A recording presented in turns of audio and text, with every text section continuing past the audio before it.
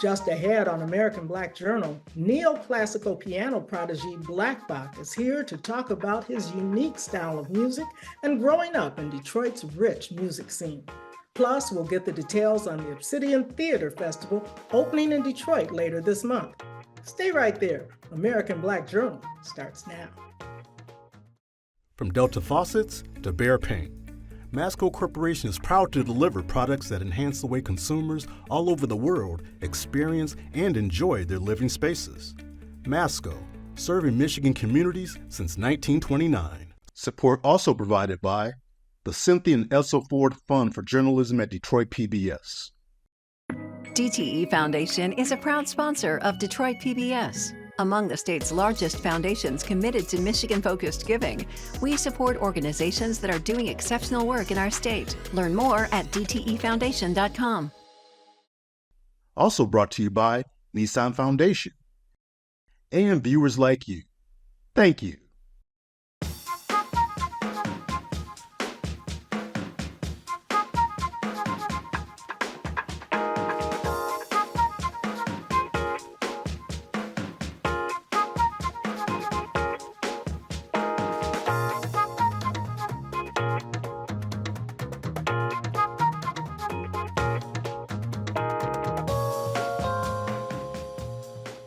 Welcome to American Black Journal. I'm Trudy Gallant-Stokes, sitting in for Stephen Henderson.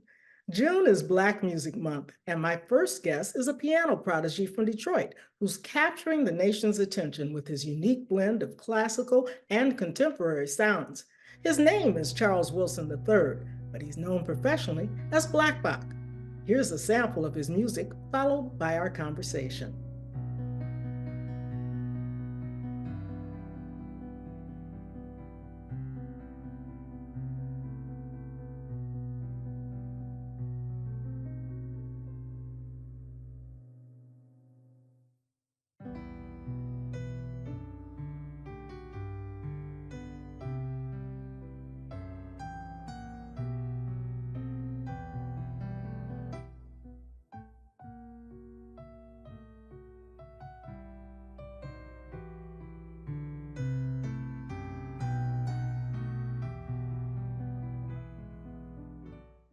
We are thrilled to welcome Charles Wilson, is it the third? Yes. Better known as BLKBOK. I love that name. So I know you're a native Detroiter, so I have to get one thing out of the way. Okay. East side or west side? West side all day. All right, me too, all the way. Yeah. All the way. Yeah. So you were a child prodigy at 8 years old. Tell me about that, when you really felt this need to pursue the music career. And I understand your parents were a major influence. Yeah. My parents were such an influence on me. I started at around age 4 and just had a knack for the instrument. I come from a family of musicians and entertainers, so I guess a lot of that played into it. But I just kept practicing. I had a great instructor that lived in Lathrop Village, and I would go every Saturday and take lessons with him, Mr. Thomas Schwartz. And it just became something that I just fell in love with. I'd say around maybe age 12 or so. And then it just became, this is what I want to do for a living. So I've been doing it ever since. So what were the kind of unique ways that I heard about that your parents used to encourage you when you were practicing and kind of feeling your way through? A lot of love, but also some intimidation. One of the rules. That's not the part I read about. A little bit of intimidation. One of the rules was if you don't practice, you don't eat in my house. So I ate a lot when I was a kid, so that means I practiced a lot. Serious business. But Yeah. things in terms of rhythm and your mother cutting to the rhythm and those kinds of things. Yeah. She would be very dedicated to making sure that what time we set aside for practice was there. Sometimes, like I say, she would come into the room and she would prepare dinner as I was practicing, just to make sure that I got it, everything done. So tell me about your first piano. What was it and how did you get it? Oh, wow. The first piano. It was, I don't know how my parents found it, but I think they paid about $100 for it. And it was a Grinnell Brothers, which is a company from Detroit. Absolutely. And it was huge. It was a tank. It was massive. But my dad kind of stripped it apart, some of the pieces apart, and painted it black, and put it in the music room in our house. And that's how my sister and I learned off of that huge Grinnell Brothers piano. I know all about Grinnell Brothers, participated in the big duets that they used to have at Cobo Hall. Loved Yeah. it. Had a Yeah. wonderful teacher, Gussie Dickey, who a lot of people would know about in Detroit. Mhm. So then you moved on, and obviously growing up, influenced by hip hop. So tell me Mhm. about that balance, that combination between the hip hop and the classical. Well, it was really quite interesting because my friends would be, my friends, I would hang out with them all the time. So we would be listening to all kind of different music. Uh, but then there were certain points, like I said, I would have to practice. So I would have to leave and depart from that energy and go and play Bach or Beethoven. And for me, my listening was very, it was a little bit of everything, all genres. One of the things my mother used to always say, she said she would never worry about me listening to hip hop because I would listen to Ice Cube, and then I would listen to Tina Turner, and then I would listen to Tchaikovsky.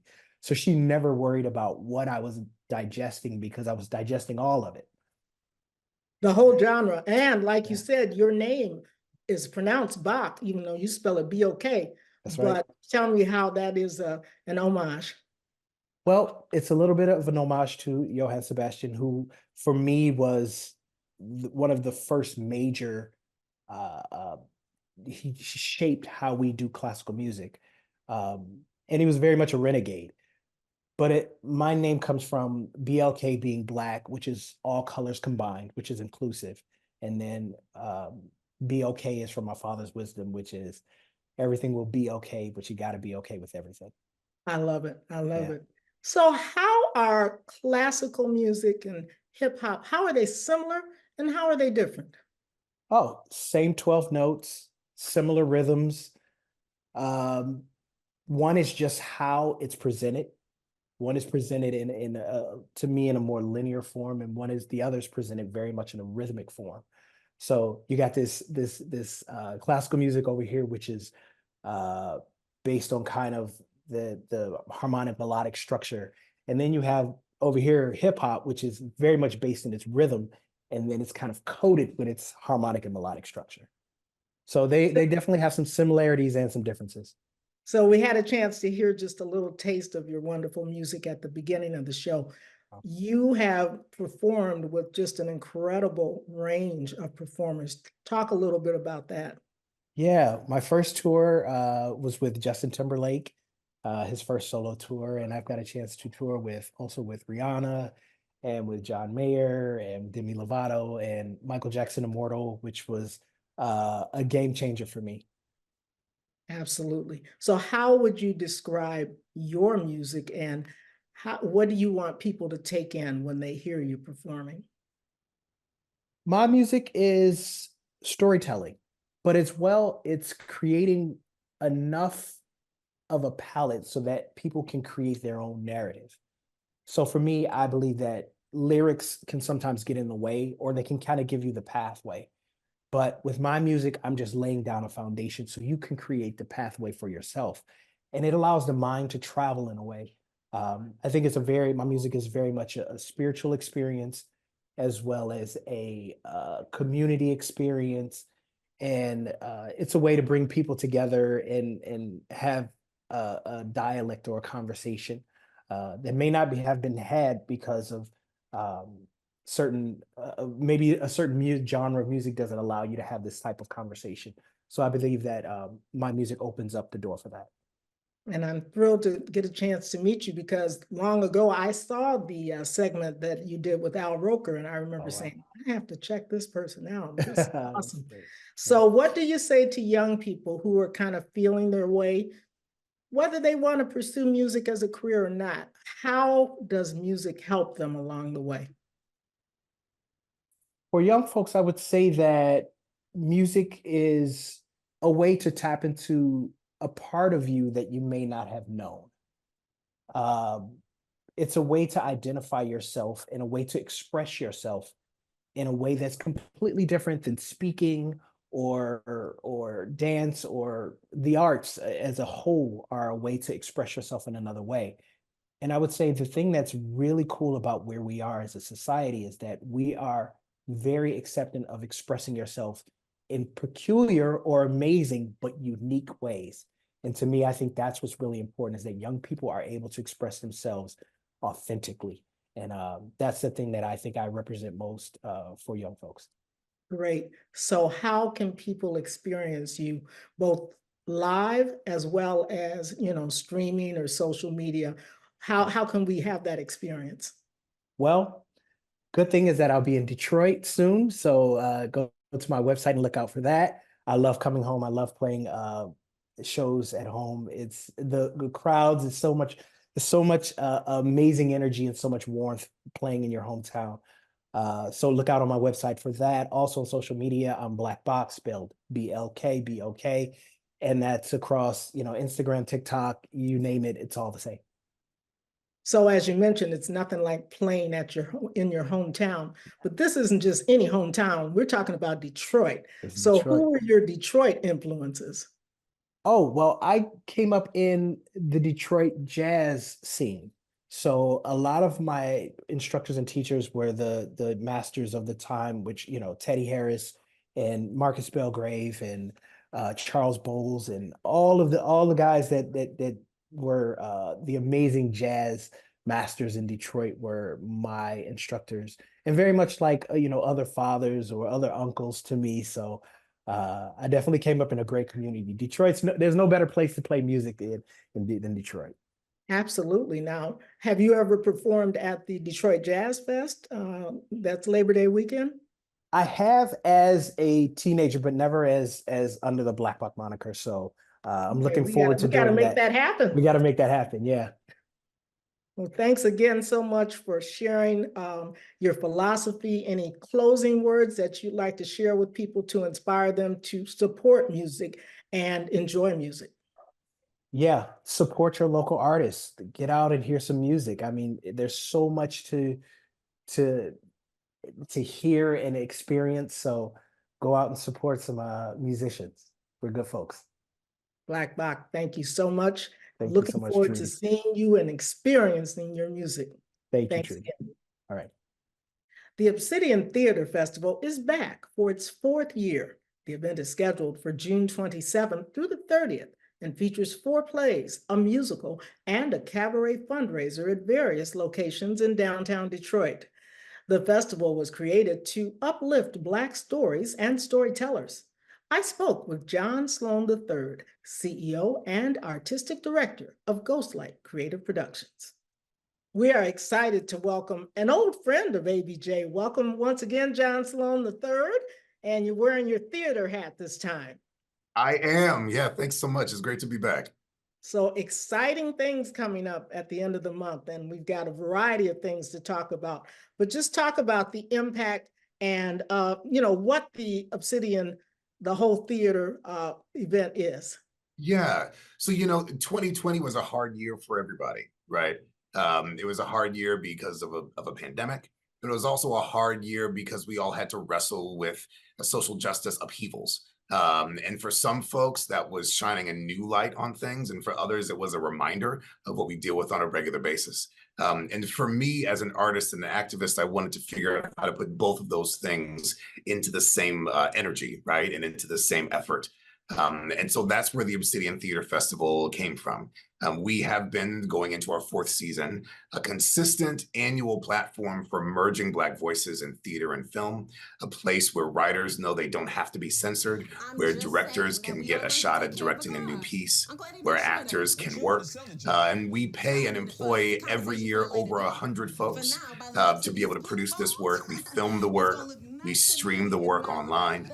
And this year, as we go into our 4th season, I'm really thrilled to say that we're also growing the full year-long programming and launching an Impact Arts Conference here in Detroit. So we got a lot of stuff going on in June. Magnificent.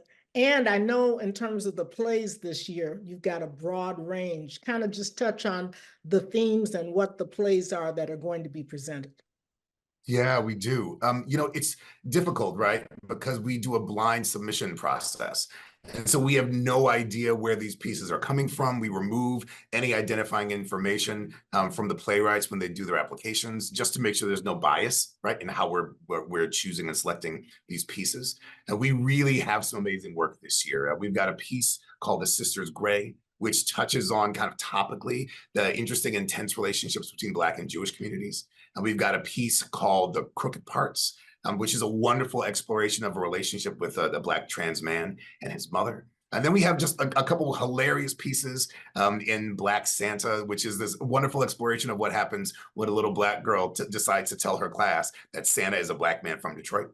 And the upheaval that happens in this like white privileged charter school, right? And then we've got a really amazing family-centered piece called The Golden Lock, which is this beautiful fantasy tale about a young girl who goes through her mirror into this world of fairies and discovers beauty in herself, in her hair, in her skin. And so we've got pieces that span the entire spectrum. We're producing a musical over at the Opera House. We've got an opening night cabaret at the Gem. So we've got options for everybody. And that's exactly what I was going to say. There is something for everyone, so everybody can be excited. Have you seen things or themes or attitudes change since the pandemic, since you started this? Now that people are able to get out a little bit more, take in a little bit more? Yeah, it's interesting. Our first season we produced in right in the middle of the pandemic, right? And I remember it being January and February of 21. And trying to figure out how do you get actors and designers and directors all in the same room and do it in a way that keeps everybody safe, right? And that's healthy. And so we worked really hard with our COVID advisor that year and our whole staff. And we streamed everything that year. There was nothing in person. And we had about 11,000 views of our content in our first year, the vast majority of whom were from Detroit, right?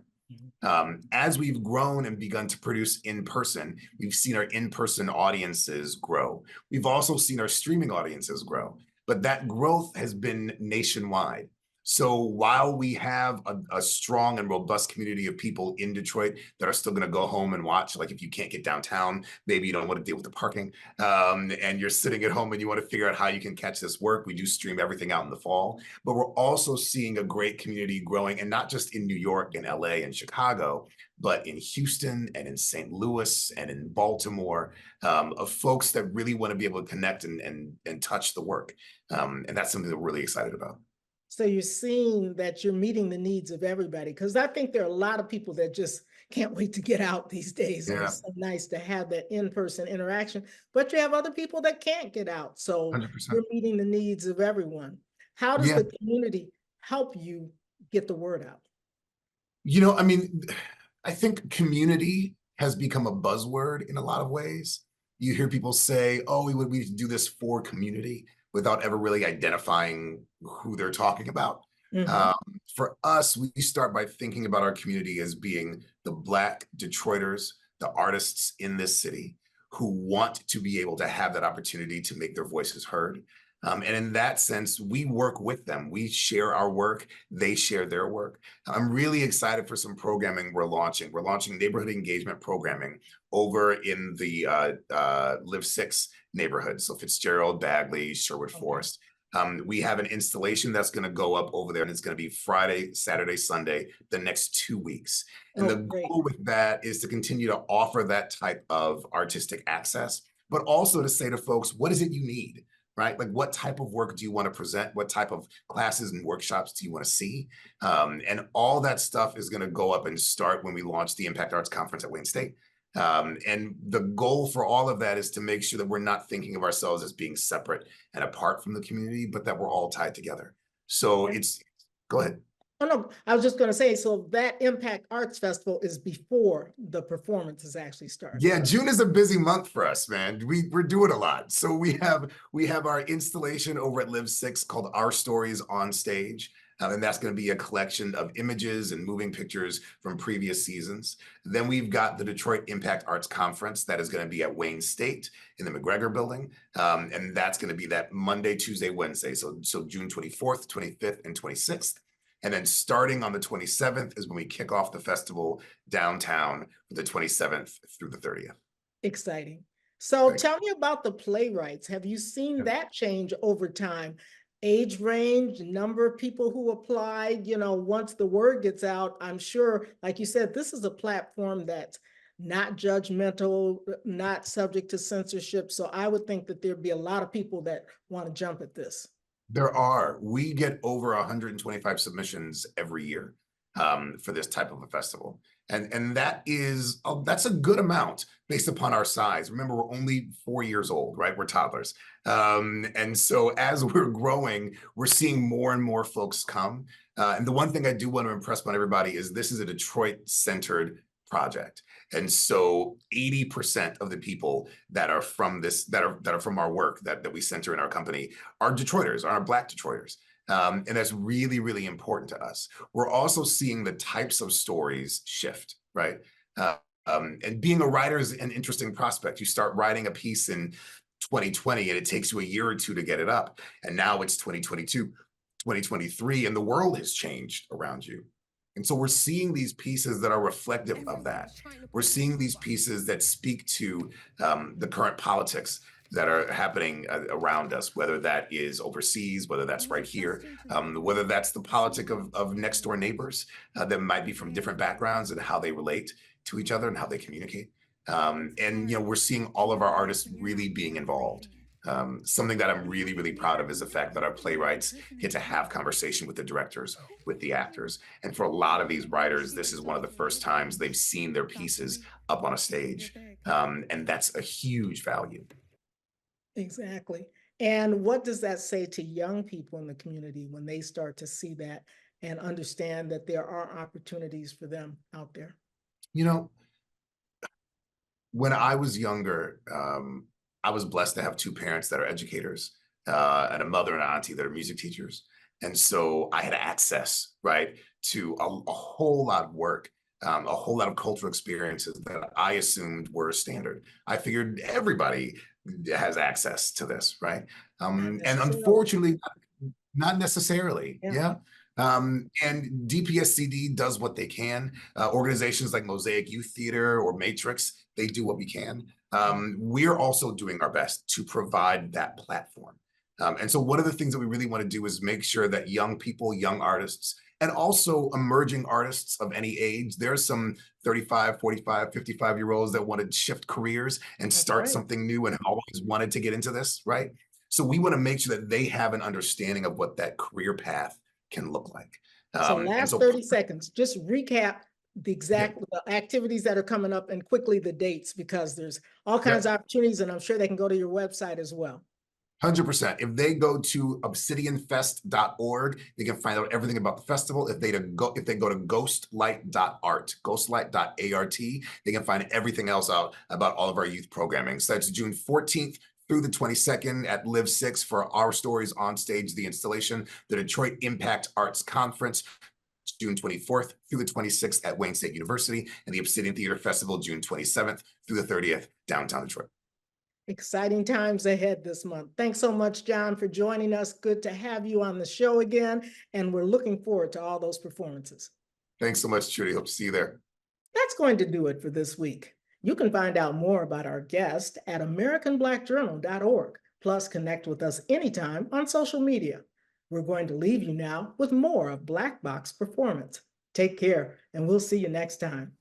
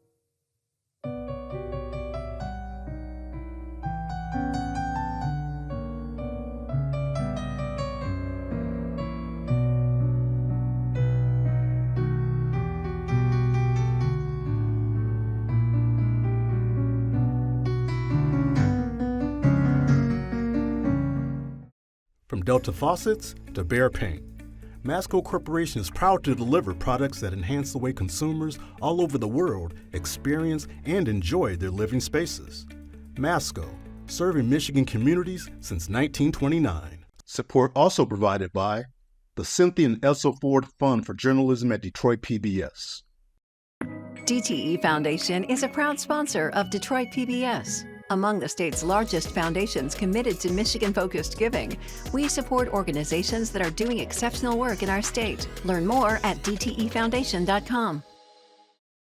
Also brought to you by Nissan Foundation and viewers like you. Thank you.